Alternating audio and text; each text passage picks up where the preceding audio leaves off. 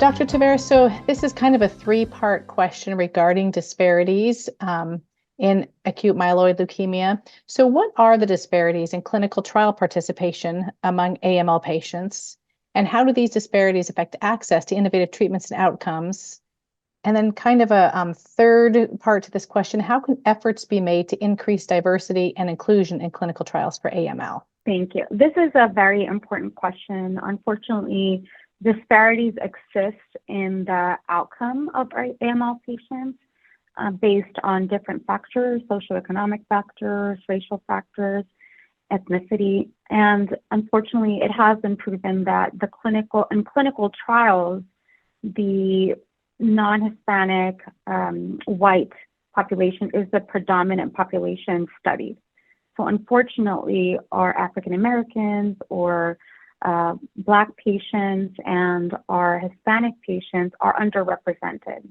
And this may impact, whether or not the treatments that are being studied and being utilized in AML patients are appropriate for these patients who were not included on the clinical trials. I do see that there is an intentional effort to recruit patients from minority groups in institutions where trials are available.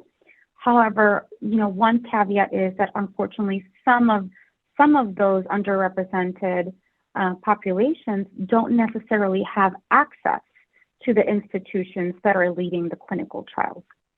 I'm in Houston, and we actually have a county system here in Houston where leukemia trials are available. And that is really a blessing because it's not something that is very common.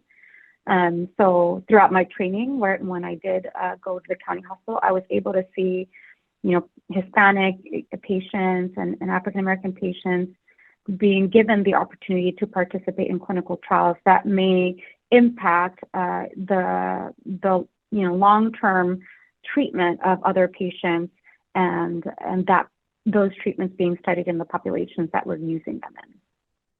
My activation tip for this question is to inquire if there are clinical trials available at the institution where you're being cared for.